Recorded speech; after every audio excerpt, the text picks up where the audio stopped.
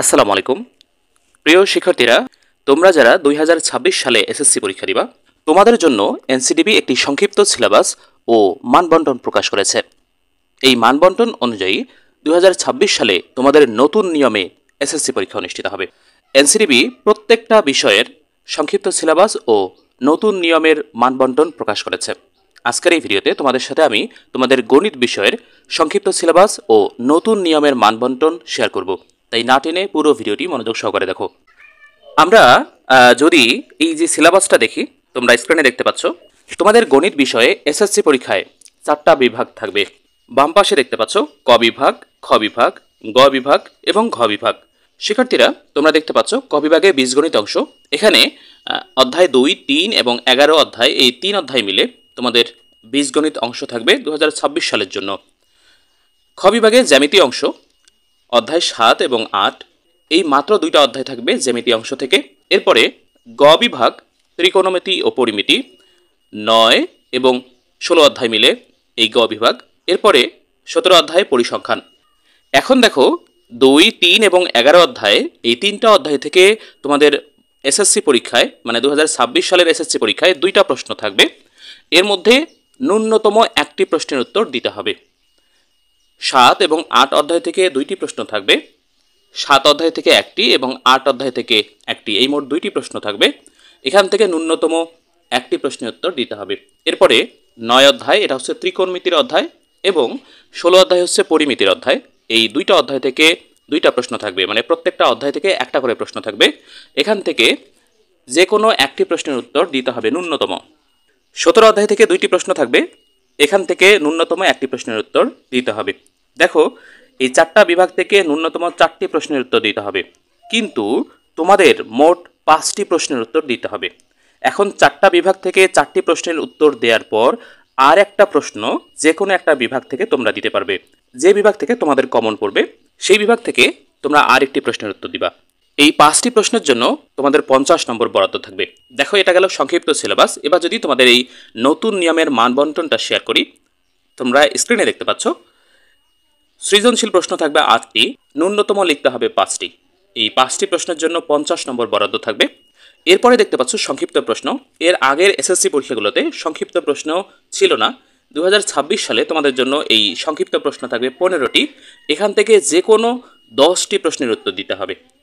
প্রতিটি প্রশ্নের জন্য 2 নম্বর বরাদ্দ, মোট 10টি প্রশ্নের জন্য 20 নম্বর বরাদ্দ থাকবে।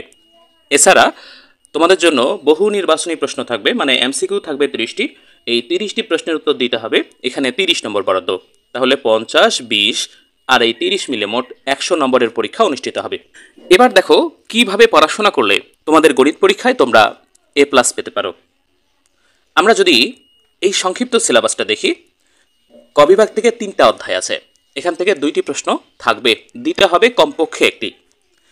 তোমরা এই 3টা অধ্যায় থেকে যদি 2 এবং 3 অধ্যায়টা করো, 11 অধ্যায়টা যদি বাদ দিয়ে দাও, তারপরও কিন্তু কমপক্ষে একটা প্রশ্ন তোমরা কমন পাবা। এখান থেকে 2টা প্রশ্ন পেতে পারো, কিন্তু 11 অধ্যায় যেহেতু বাদ দেওয়া হয়েছে, ধরলাম একটি প্রশ্ন 11 অধ্যায় থেকে আসবে, সেটা বাদ। 2 এবং 3 অধ্যায়, এই 2টা অধ্যায় থেকে একটা প্রশ্ন কমপক্ষে কমন পাবা, যেহেতু কমপক্ষে একটি প্রশ্নের উত্তর দিতে হবে। এরপরে জ্যামিতি অংশ, 7 অধ্যায় সম্পাদ্য, খুবই সহজ। 8 অধ্যায়, এখানে আবার 8.1, 8.2, এভাবে 8.5 পর্যন্ত আছে, এটা একটু বড়। তোমরা যদি এই 8 অধ্যায়টা বাদ দাও, তাহলে 7 অধ্যায় থেকে একটি প্রশ্ন থাকবে এবং তোমরা সেই প্রশ্নটির উত্তর করবা। তাহলে ক বিভাগ এবং খ বিভাগ থেকে তোমরা একটা একটা করে প্রশ্ন দিবা। এরপরে গ বিভাগ আসো। এই গ বিভাগে 9 অধ্যায় এবং 16 অধ্যায়। 9 অধ্যায় ত্রিকোণমিতি এবং 16 অধ্যায় হচ্ছে পরিমিতি। তোমরা যদি এই 2টা অধ্যায় করো, এখান থেকে 2টা প্রশ্নই পাবা। তোমরা এখান থেকে 2টা প্রশ্নের উত্তর করতে পারো। আবার 17 অধ্যায়, এটা খুবই সহজ, এখান থেকে 2টি প্রশ্ন থাকবে, তোমাদের উত্তর করতে হবে যে কোনো একটি। তো তোমরা যদি এই 17 অধ্যায়টা ভালোভাবে করো, এখান থেকে 2টি প্রশ্নের উত্তর করতে পারো, তাহলে তোমাদের জন্য মোট 6টি প্রশ্নের উত্তর করা সহজ হবে, কিন্তু উত্তর করতে হবে 5টির। তাহলে এই যে গ বিভাগ, এখানে যে 2টা অধ্যায় আছে, 9 অধ্যায় এবং 16 অধ্যায়, এখান থেকে তোমরা যদি 9 অধ্যায়টা করো, 16 অধ্যায়টা যদি বাদ দাও, তারপরেও কিন্তু তোমরা 5টি প্রশ্নের উত্তর করতে পারবে। এটা সৃজনশীল প্রশ্নের ক্ষেত্রে। কিন্তু সংক্ষিপ্ত প্রশ্নের ক্ষেত্রে যে 15টা থাকবে, সেই 15টি প্রশ্নের জন্য তোমাদের সবগুলো অধ্যায় মোটামুটিভাবে করতে হবে। তবে সংক্ষিপ্ত প্রশ্নের জন্য তোমাদের অঙ্ক করতে হবে না, তোমাদের বই থেকে সংক্ষিপ্ত আকারে প্রশ্ন আসবে, সেগুলো তোমাদের উত্তর করতে হবে। সেক্ষেত্রে প্রশ্নগুলো খুবই সহজ হবে এবং তোমরা খুব সহজেই উত্তর করতে পারবে।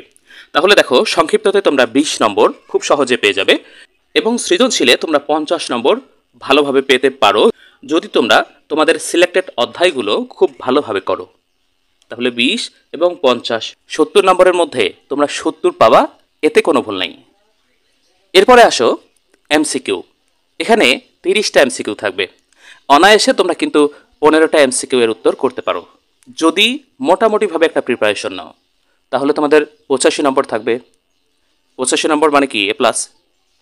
এখন যদি তোমরা এমসিকিউ ভালোভাবে অ্যাটেন্ড করো তাহলে কিন্তু অনায়াসে 22টি বা 25টি পর্যন্ত তোমরা পেতে পারো, সেক্ষেত্রে তো কোনো কথাই নেই।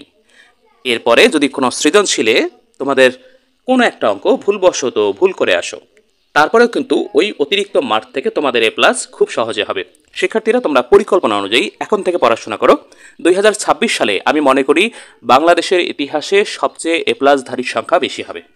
শিক্ষার্থীরা, তোমাদের পড়াশোনা সংশ্লিষ্ট আমাদের এই চ্যানেলে বিশেষ করে তোমাদের শর্ট সিলেবাস অনুযায়ী গণিতের যে সৃজনশীল অঙ্ক এবং সংক্ষিপ্ত অঙ্কগুলো আমাদের এই চ্যানেলে নিয়মিত ধারাবাহিকভাবে অধ্যায়ভিত্তিক ক্লাস নেওয়া হবে, ফ্রি ক্লাস।